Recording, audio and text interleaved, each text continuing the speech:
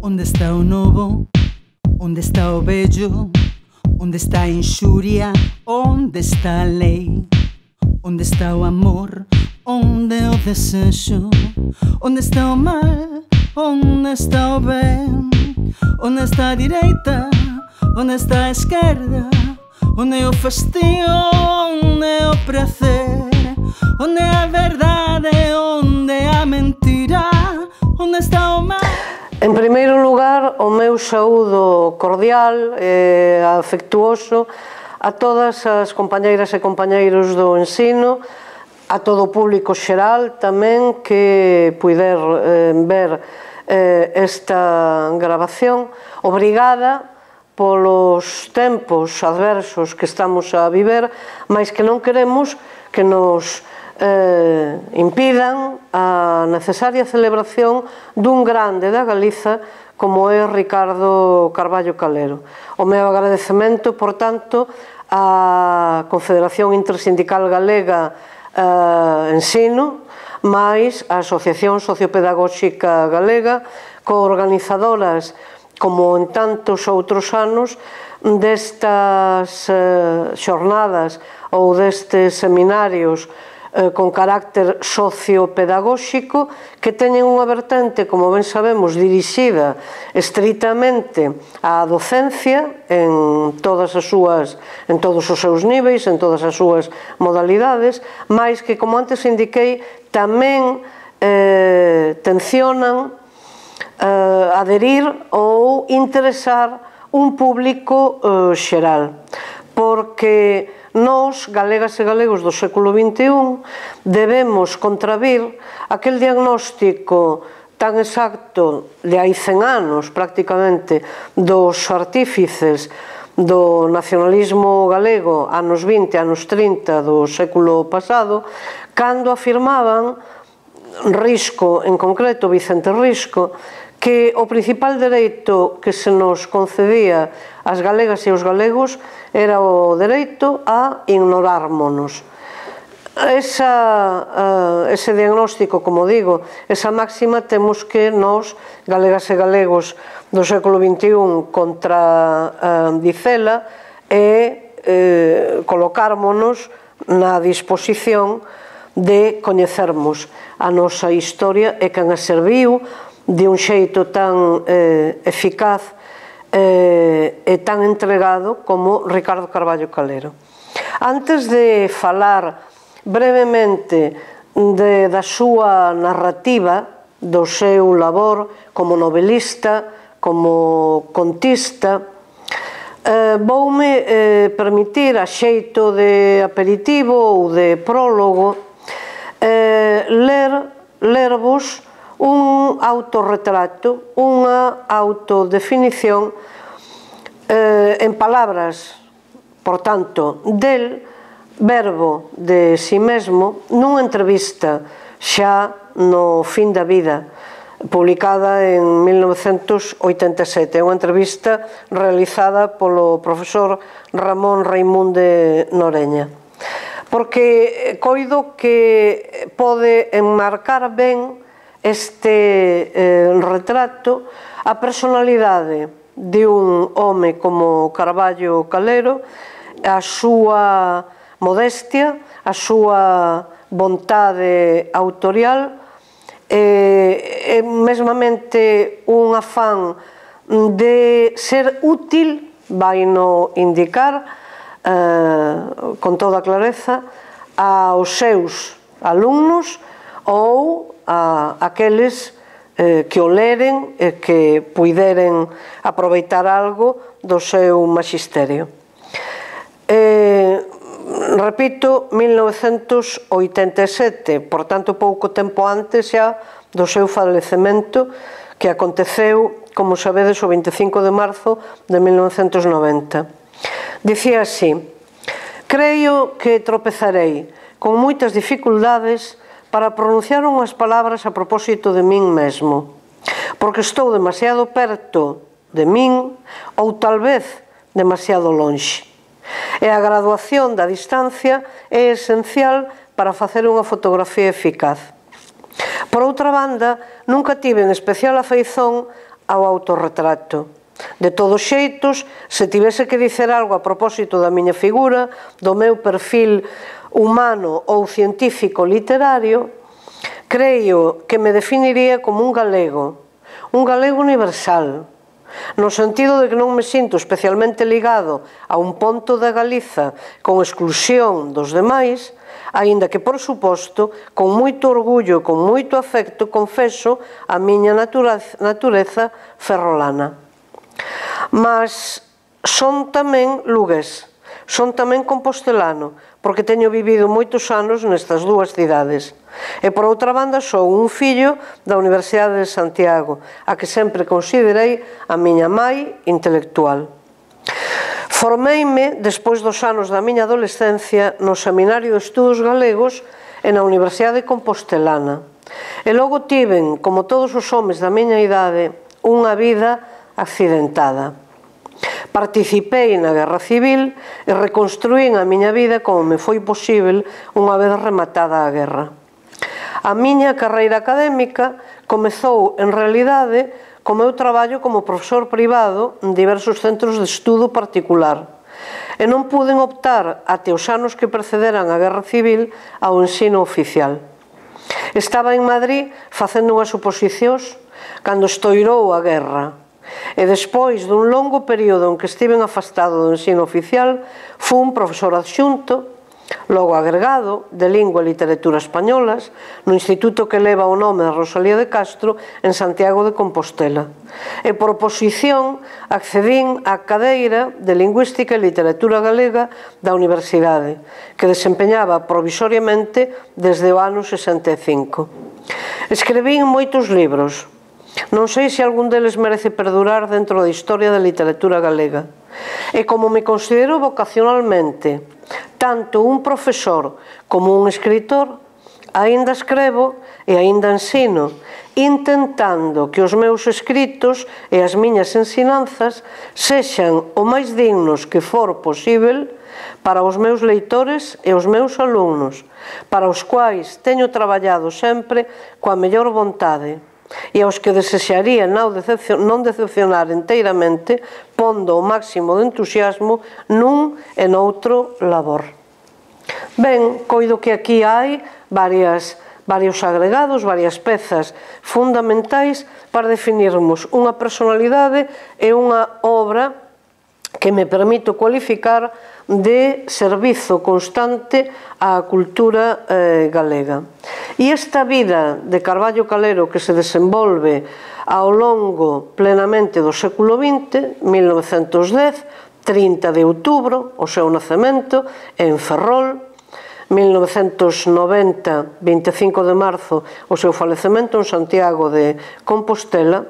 Esta vida, digo, abranxe toda unha serie de acontecementos históricos que van ter influencia, determinación realmente decisiva na súa vida e máis tamén na súa obra literaria. E en concreto, no círculo concéntrico que nos interesa hoxe comentar, glosar, na súa narrativa. Algúns destes acontecementos: a Primeira Guerra Mundial, 1914-1918, a desxeneración da monarquía española, da restauración até a solución militar de 1923, a ditadura do xeneral Primo de Rivera, a posterior denominada dicta blanda dos xenerais Berenguer e Aznar por uns meses, o clamor republicano que vai dar lugar á instalación da Segunda República Española, a Guerra Civil Española, o seu desenlace, a segunda ditadura moito máis represiva aínda do que foi a primeira, a segunda ditadura do século XX, a monarquía parlamentar, o regime, en definitiva, constitucional estatutario a partir de 1978. Mais En paralelo a esta historia europea, mundial, estatal, española, debemos consignar fenómenos e acontecementos específicos da historia nacional da Galiza.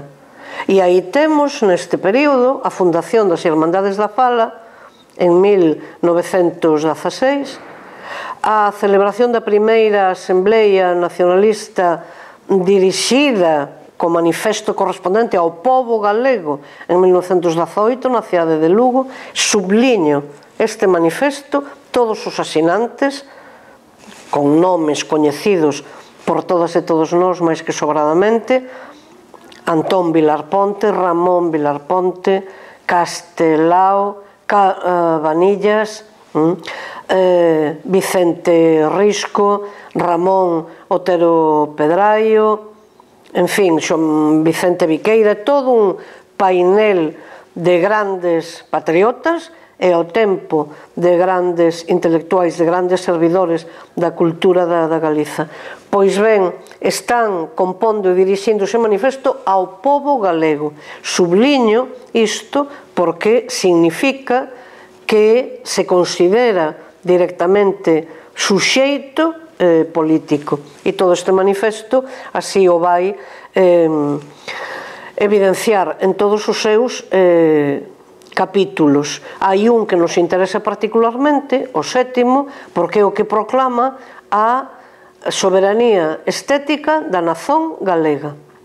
Isto é, literalmente, o que aparece ali escrito. Un principio, por tanto, claro, fundamental, de carácter mental, diríamos, e despois con consecuencias prácticas no desenvolvemento en todas as artes e en todas as producións culturais. Anotamos, por suposto, en 1923 a fundación do Seminario de Estudos Galegos. Por suposto, a partir de aquí teríamos xa que ir encaixando momentos fundamentais da vida da nosa personaxe de Carballo Calero naqueles macroacontecementos que citei hai uns momentos.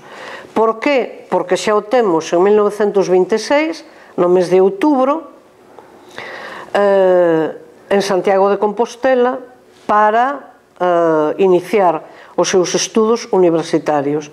Ora ben, xa con anterioridade na súa cidade natal xa publicara poemas tanto en galego como en castellano. A pouco de chegar a Compostela vai asinar unha especie de compromiso que se revelará indelével, indestrutível, a través da súa pertenza ao Seminario de Estudos Galegos no ano 1927, institución de que será secretario de Actas e con posterioridade secretario xeral. Compromiso con que? Coa lingua galega, coa cultura galega, co nacionalismo galego.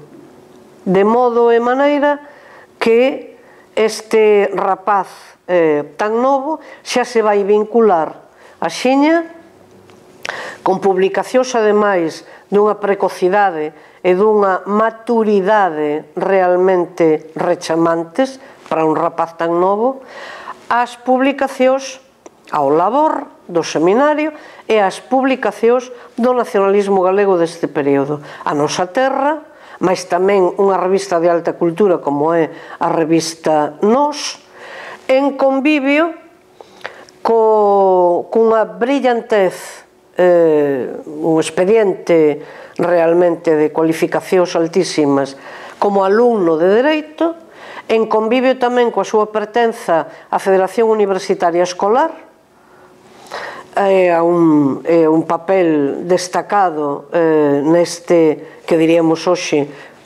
sindicato ou organización estudantil, e xa licenciado en Dereito, a súa primeira titulación, nada máis e nada menos que sendo corredactor, xunto con Lois Tobío, do primeiro anteproxecto de Estatuto de Autonomía para Galiza, xa en maio de 1931, que define no seu artigo primeiro o seguinte: a Galiza é un Estado libre dentro da República Federal Española.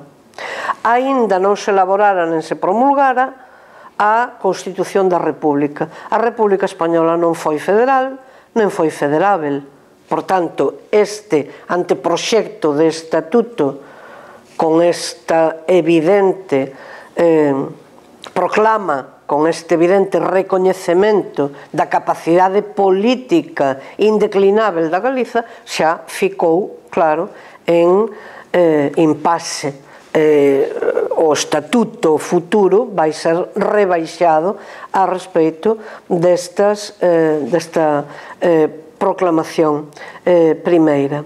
Pois ben, temos un Ricardo Carballo Calero que nesta etapa é fundamentalmente poeta e ademais é así chamado por compañeiros, por profesores, por vellos mestres que naceran, claro, no 19, no fin do 19, como Castelao, como Vicente Risco, como Otero Pedrallo, e así chamado o poeta, mais temos tamén un crítico literario, un estudioso da literatura galega xa nestes primeiros anos da súa actividade. A narrativa, o seu desempeño como contista e despois máis tarde como novelista vai ser posterior. E toda esta súa obra literaria dentro da narrativa que vou axiña enumerar, podemos toda ela no seu conxunto contemplala á luz de tres focos, de modo de maneira que sería un exercicio da memoria dirixida a que hai unha parte claramente de memoria biográfica, hai unha parte de memoria histórica galega na liña de un Otero Pedraio e hai unha outra parte de memoria histórica contemporánea vinculada a unha revelación do tempo da República mais da Guerra Civil e do seu desenlace, declinado todo isto desde a Galiza, desde personaxes galegas, no tempo estudantil en Santiago de Compostela e despois xa todo o conflito bélico, como digo, e o seu desenlace. Entón, vayamos á primeira que citei. A primeira que citei correspóndese cunha memoria biográfica. E aí temos pezas que convido naturalmente a ler ou a reler, como O lar de Clara, As pitas baixo a chuvia, Os tumbos, A cegoña, e con outro carácter, porque ten claramente xa aquel de metaliteratura, de desenvolvemento meta-artístico, Aos amores serodios. Esta narrativa, xunto coa Xente da Barreira, da que falarei agora a seguir, el publicouna neste volume en 1984 sob o título, como vedes, Narrativa completa, en edicións do Castro, cronolóxicamente ordenada. A primeira peza, por tanto, vai ser A xente da Barreira, Os señores da pena, en segundo lugar, e despois as que antes citei, máis que vai ser narrativa completa á altura de 1984, máis non narrativa completa téndonos en conta que en 1987 publicará a súa novela antonomásica, a súa novela por excelencia, que é Scorpio, que axiña vai ter unha segunda edición e que resultará premio da crítica española no ano seguinte, e que desfrutou dun grande suceso de venda, de difusión e de tanto de público como de crítica. Por tanto, este volume que primeiro mosei é narrativa completa, ma non tropo, porque despois aínda, por exemplo, en 1985, na revista Agalia, no número 4 da revista Agalia, publicará con pseudónimo, un pseudónimo de saibo árabe, Namik Ziyah, un conto que é unha parábola realmente inclusive aplicável á política galega daquel momento, de 1985, titulado Proverbios otomanos de Selim a Solimán. Como digo, está publicado no número 4 da revista Agalia. A narrativa, a Carballo, a prosa narrativa, de que lle vale? Ten un carácter, ten un valor, segundo el mesmo aclara, esclarece, claramente testemuñal. É o afán por deixar testemuño, indicios, pegadas, ás veces que temos que claramente correlacionar coa súa vida, dun tempo histórico o vinculado ao seu nacemento, infancia e adolescencia na súa cidade natal, en Ferrol, e máis tamén xa a particularidades moito concretas, dolorosas, varias delas, dese seu período de vida primeiro, de infancia e de adolescencia.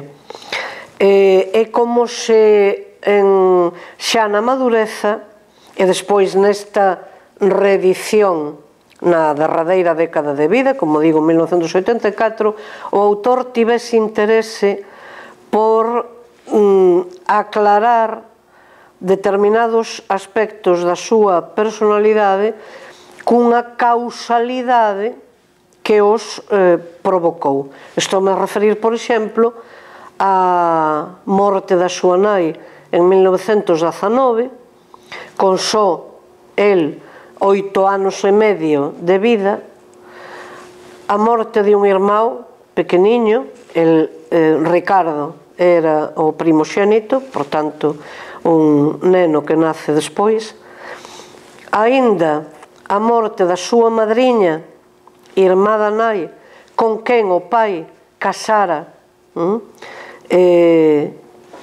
ocupándose ela como madriña, a súa nai como aboa da prole, da descendencia.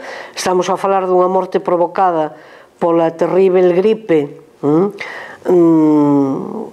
que decimou a poboación galega, a española e a europea nos anos 18, 19 e aínda posteriores, e, por tanto, estános levando el con este relato tan emotivo, O lar de Clara, que ficciona a partir desa súa biografía, pero que incorpora, ficciona unha outra personaxe, a través de un emigrado en Cuba que volta a Galiza, que volta á súa cidade natal, que é Ferrol, claramente, e que decide, e aquí tamén temos nesta decisión final con que acaba o conto un elemento fundamental, que decide ficar na Galiza, non retornar a Cuba onde ten os negocios, onde ten a súa vida montada. Decide ficar na Galiza aínda a risco de perder diñeiro ou posibilidades económicas. Por tanto, tamén temos aquí a traslación de un ficar na Galiza ou de unha instalación definitiva na Galiza que se corresponde, claro está, vitalmente, biográficamente, coa do propio autor. Vou ler o comezo e despois outro anaco moi pequeno deste relato, O lar de Clara. Ao longo do mar espreguizábase a cidade. Primeiro fora unha pequena vila de peixeiros, de balcóns pintados de azul, con tabernas, rúas estreitas e un pazo. Logo, o despotismo ilustrado tendeu novas e longas rúas paralelas, cortadas por outras rúas paralelas, todas da mesma anchura, e numerou as mazás de casas. Así xurdiu o centro da cidade, como un tabuleiro de xadrez, con casas de 3 pisos e galerías brancas. Ficaron abranxidas varias aldeas. A cidade estendíase de leste a oeste, á beira do mar. De sul a norte ficaba en costa. A xente paseaba de leste a oeste. Os estaleiros e os arsenais ficaban afastados da vila por un murallón e estorbaban a cidade á vista do mar. Só por 3 pontos o atinxían os que non formaban parte da mariña de guerra ou non traballaban nas construcións navais. Só por 3 pontos, 3 peiraos. Na cidade vivían moitos ingleses, eran técnicos na construción de buques, vestían os seus nenos de jockeys e fumaban en cachimba. Tiñan unha escola propia e unha capela evangélica. A cidade estaba cheia de mariñeiros e soldados. Mais adiante, daquela non había automóveis, senón coches de cabalos, non había condución de aguas. Había mulleres que arrecadaban en sellas a auga das fontes en formosas sellas de aros dourados. Todo o mundo coñecía as divisas dos oficiais da Mariña, todo o mundo sabía algunhas palabras de inglés. Eu nacera no máis bello da cidade, nunha casa que daba á Praza Vella, onde se celebraba unha feira cada mes. A praza poboábase entón de labregos que mercaban zocas, peneiras, loras, sellas, paxes, patelas, etc. E ao final di: que podería contar de min mesmo? Pouco lembro de min mesmo, que unha vez estiven doente dos ollos e a miña nai ofereceu a Santa Lucía pola súa festa se eu sanaba unha vela que testemunhase o seu agradecimento, que outra vez caín no mar e non afoguei. Entón a miña avoa ofereceu unha vela á Virxe do Carmo. Lembro algo máis dos meus anos de neno? Algo máis lembro, vou-volo contar.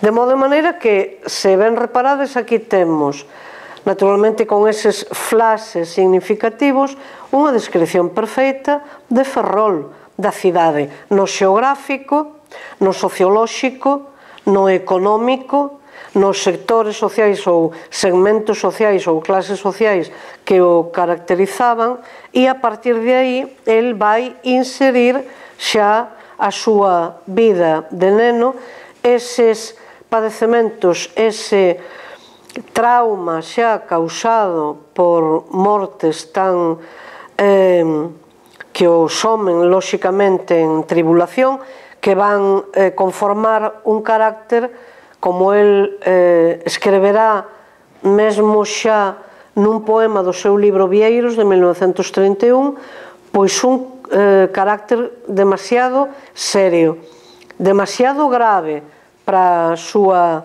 idade, para un mozo. Nos retratos que conservamos deste tempo, efectivamente, esa é a imaxe que se nos transmite. Hai, despois, nesta mesma serie que denominamos biográfica ou con lembranzas, con memorias da súa extraídas da súa propia experiencia vital, pois temos outros relatos máis. Un relato para público xeral máis realmente delicioso para público hoxe, para público leitor infantil, titulado As pitas baixo a chuvia, onde rememora algo vivido por el de neno. No verao, nunha aldea onde se traslada el coa familia, el moi amante e moi cariñoso cos animais domésticos, pois un día desátase unha treboada, unha tormenta terrível, e el, apenado, observa que as pitas, as galiñas, están molladas, claro, molladas, molladísimas. Non, o pai explícalle que non padecen porque toda a plumaxe, toda a penaxe é impermeável, pero el iso non o admite e bótase a correr detrás delas, baixo unha choiva desatada e inclemente, para resgatalas e para metelas no acobillo, no rocho correspondente. As pitas non se deixan correr, quen se está mollando cos 7 mollares é o pequeno, todos atrás del, a avoa, tamén o galo, non se deixa pillar, en fin, que ficaron todos mollados, todos os adultos mollados como pitos. Pero aí é curioso que aparece xa unha característica conductual del ou da súa moral particular, como é ese sentido do deber que el infantilmente aplicaba a ter que protexer os que lle parecían seres, as pitiñas neste caso, e o galo que lle parecían, pois, que estaban en perigo. Ben, hai outros contos desta mesma serie que referen tamén anécdotas ou vivencias deste período. Temos despois, na segunda que citei, no segundo foco, na segunda atención narrativa, dous textos fundamentais, que son A xente da barreira e Os señores da pena. A primeira que citei, a primeira narración que citei, é xa unha novela enteira e verdadeira. Subliñável por moitos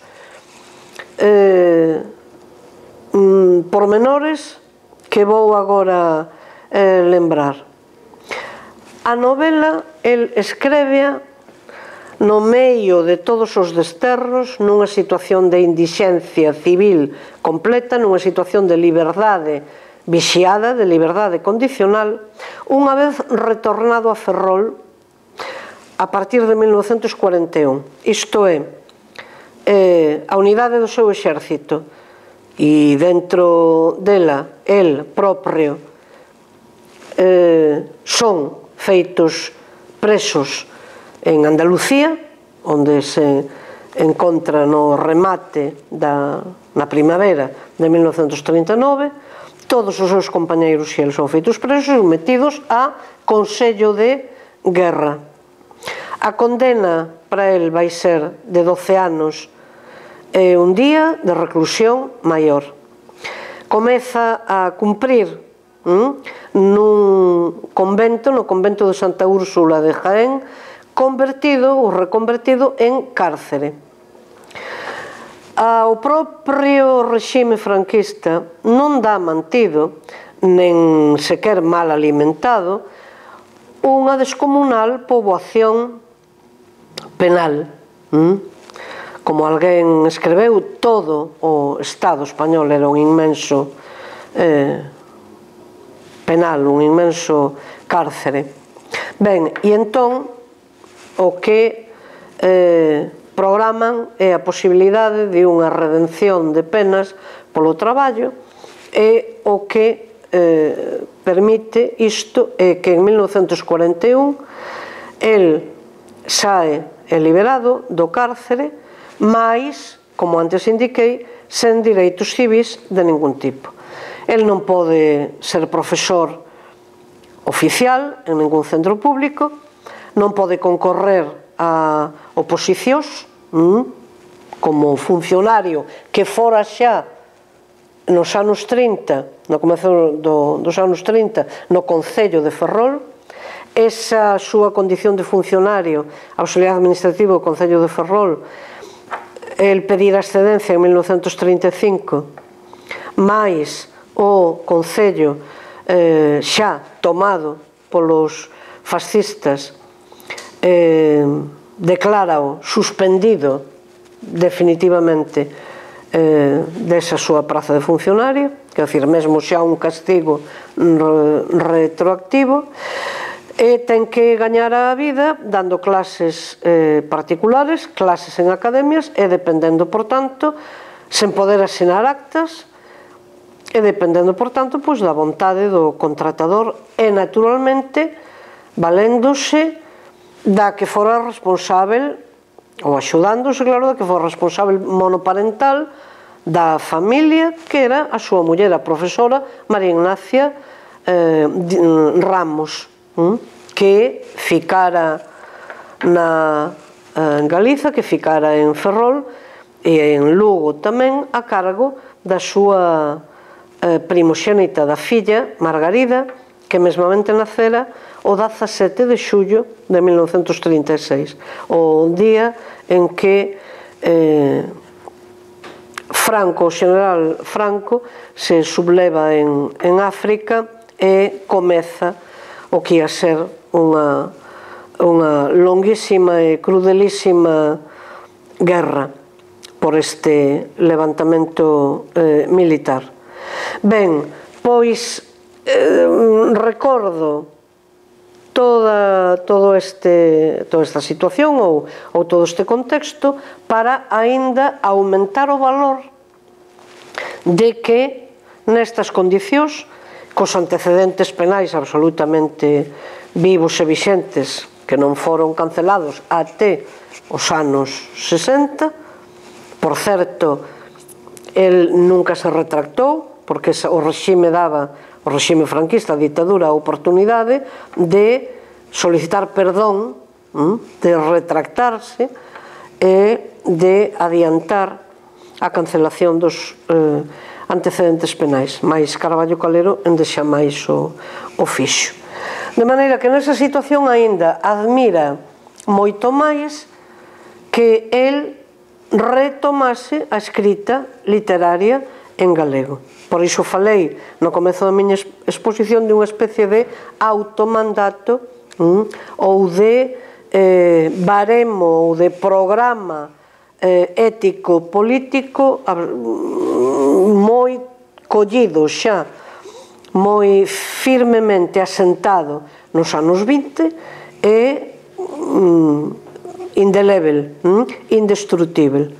El explicaría máis tarde como obras de teatro deste período ou esta novela de que vou falar agora, A xente da Barreira, que el que o facía esa escrita como necesidade, como soliloquio, mas tamén como esperanza de que esa situación de ocultación, de silenciamento, de esmagamento total da idea de Galiza, das posibilidades culturais de Galiza, da posibilidade de normalización de uso social e público da lingua galega e mesmo de uso literario, que non ia ser eterna. Esa situación non ia ser durar para sempre. Por tanto, cumpría sementar para o futuro, escrever para o futuro, mesmo sabendo da imposibilidade de publicación.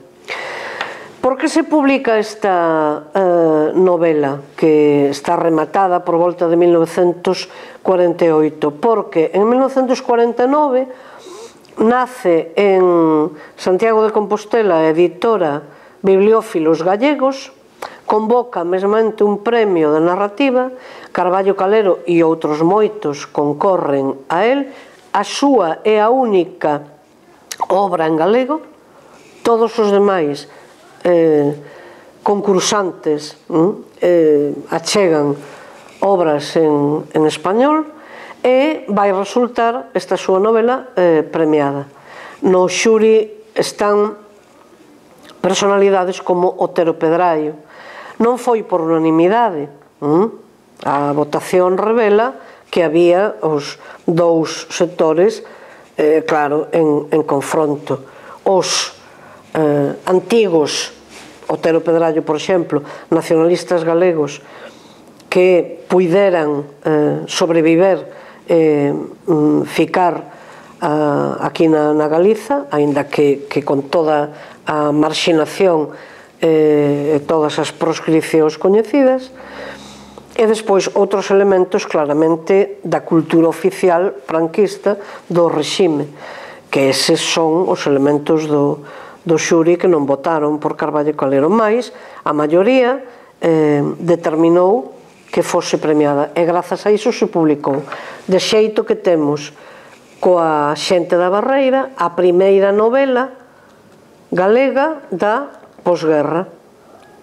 A primeira novela nos anos, publicase en 1951, que supón un revival, que supón un dar a mao, por eso o seu valor simbólico, a parte do literario, é importantísimo, o seu valor simbólico, o seu valor histórico, porque supón un dar a mao directamente coa tradición da prosa galega, que brillantemente e que de unha forma realmente innovadora e abertísima a múltiplas modalidades e experiencias narrativas van protagonizar os Risco, os Castelao, os Otero e Pedraio. Entón, aquí temos neste segundo foco da narrativa, ao igual que nos Señores da Pena, un algo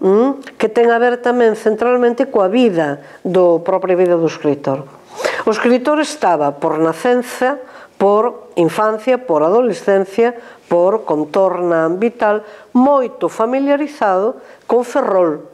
Por tanto, antes, lembrades o que xa lín, o mundo mariñeiro, o da construción naval, o da mariña, é dicir, o mundo tamén da armada, o mundo militar, mais moito menos sabedor, moito menos coñecedor do mundo da aldea galega, do interior da Galiza. E a ese mundo vai acceder a través de fontes privilexiadas, porque van ser as da súa propia familia política. É dicir, a familia da muller de María Ignacia Ramos, a nai, as irmás, e toda esta familia que residentes en Lugo procedían do Cádabo. Por tanto, xa estamos en condicións, está el con toda esta información comunicada, non en só información in vitro, diríamos, senón in vivo, pois está en condicións de ficcionar nesta novela A Xente da Barreira, un período histórico galego fundamental entre a desamortización de Mendizábal no século XIX, a actuación das partidas carlistas na Galiza, que tanta incidencia tiveron, até nunha saga da familia dos Frade de Iris, até chegar xa a Galiza máis familiar ou máis próxima a aquel momento, é dicir, aos anos 30 e aos anos 40. Por tanto, temos todo un longo período onde, cun interese histórico realmente enorme, temos a descripción as vicisitudes todas desta familia, os Frade de Iris, a súa desxeneración, a perda de poder nese núcleo rural e a súa lenta adscripción ao funcionariado do Estado, claro está, a súa colocaduría, diríamos, así coloquialmente, en postos da administración do Estado ou da Igrexa Católica en Madrid, o seu tamén proceso de españolización crecente, o papel dos homes, dos membros masculinos desta familia, con todos os vicios da fidalguía tradicional e máis aínda outros máis reveladores, modernos, diríamos, reveladores do seu, de como na depredación sexual, por exemplo, compensan o seu poder, a súa falta, a súa carencia de poder político real. Bueno, todo isto nun painel, nun fresco enorme de señores e de plebeos, de criados e criadas, de como a moral tamén daquel vello esquema patriarcal no sentido de sociedade tradicional, non no sentido, non o digo agora no sentido patriarcalista de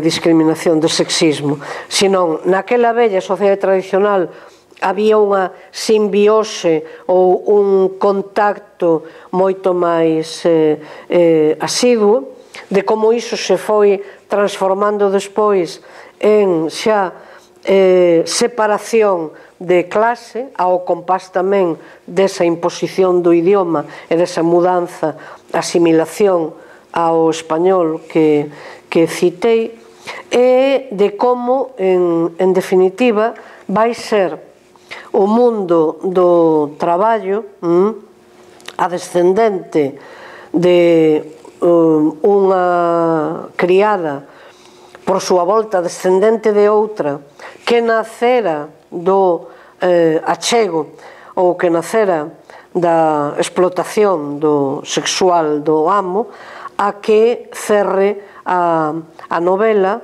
e a que lamente como os novos señores son infinitamente piores que os vellos.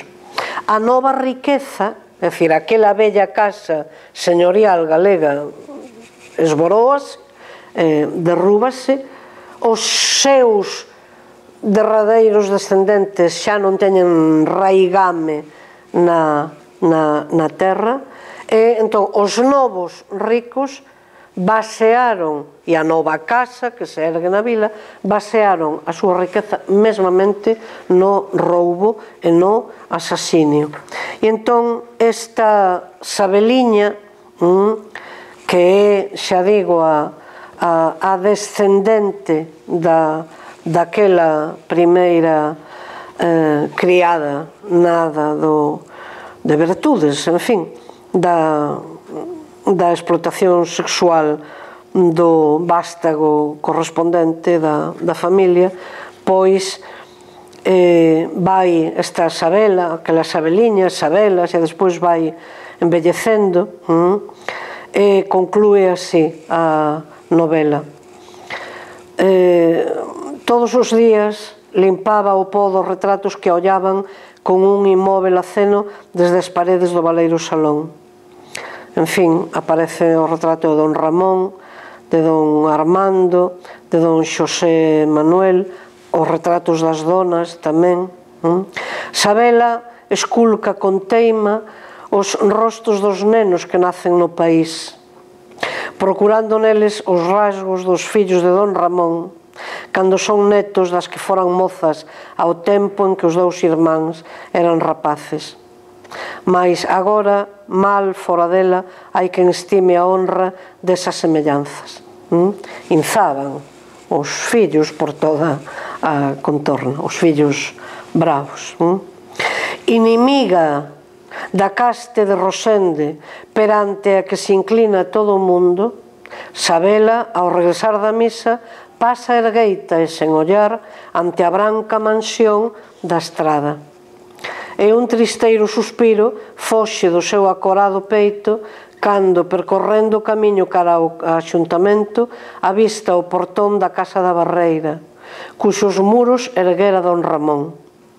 A casa estaba leira e vai ser alugada, ou mercada, ou desmoronada.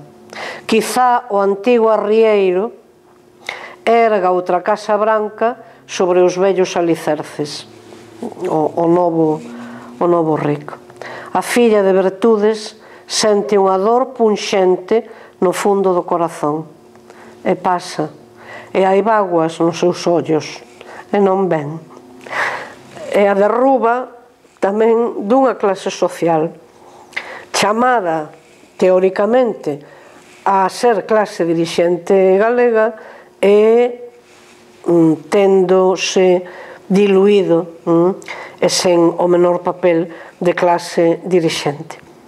Ben, Os señores da pena tamén vai exactamente na mesma liña desta novela que acabo agora de glosar brevemente. E finalmente temos xa a novela que antes definín, antonomásica, Escorpio, a máis lida del, a máis coñecida, e cun valor realmente extraordinario porque demostra, en primeiro lugar, do ponto de vista autorial, un magnífico, un perfeito estado de forma do autor. E estamos nunha fin de vida. En segundo lugar, porque usa dunha técnica absolutamente innovadora que recorda moito certos procedementos cinematográficos. Quen é Escorpio? Escorpio é Rafael, o protagonista, ou poderíamos dizer coprotagonista da novela, porque poderíamos falar igualmente de un protagonismo coral, de outros compañeiros e compañeiras del.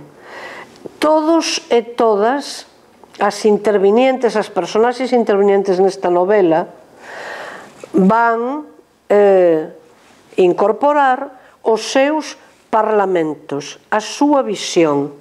Escorpio, e Rafael Martínez Piñeiro, nunca vai falar en por el.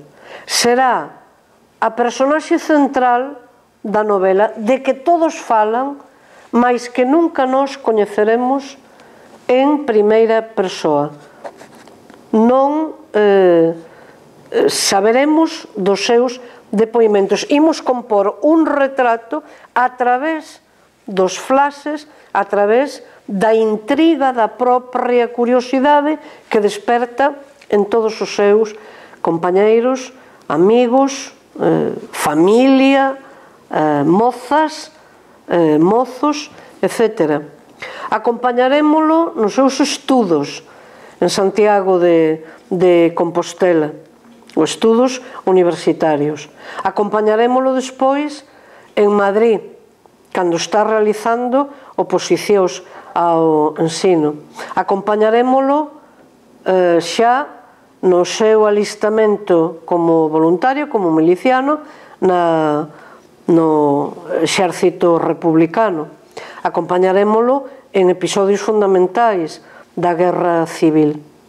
Acompañarémolo na súa morte, porque efectivamente vai falecer, o autor vai no facer desaparecer, tal vez suxerindo alegóricamente que a Galiza tamén por mor do desenlace da captura primeiro por parte do exército rebelde, por parte dos facciosos, por parte xa do exército franquista e da captura das institucións totalmente, por un lado, e despois do desenlace da Guerra Civil Española, a Galiza tamén ficaba eliminada, ficaba aniquilada. tal vez ese desenlace que lle procura a personaxe sexa Carballo Calero, sexa, como digo, sexa unha fin metafórica tamén da propia nación, da propia Galiza. Entón hai un xogo moi interesante que nos permite identificar pasaxes e outros momentos biográficos do autor de Carballo Calero, identificalos, ecuacionalos con aconteceres de Rafael Martínez Piñeiro, de Escorpio.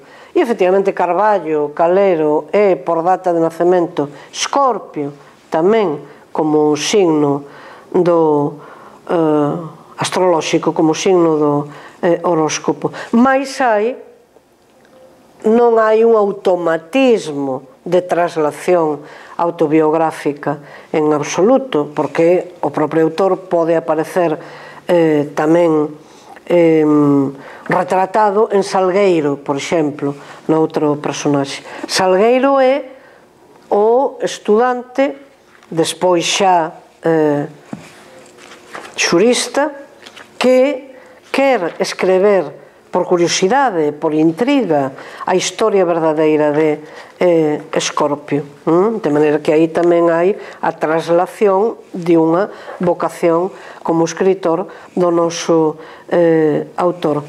É unha especie de xogo de espellos moito ben conseguido. Por tanto, moito antes de que se divulgase ou popularizase a expresión memoria histórica referida á Guerra Civil Española e a este período anterior, inmediato posterior, aquí temos en 1987 unha novela pioneira neste sentido, pero que, atención, non é ecoica de un relato español, senón que supón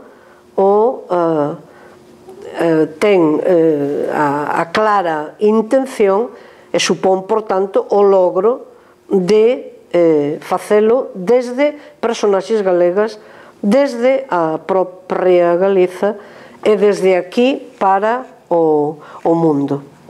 Entón, vou dar leitura ao derradeiro capítulo da segunda parte e, por tanto, derradeiro absoluto da novela.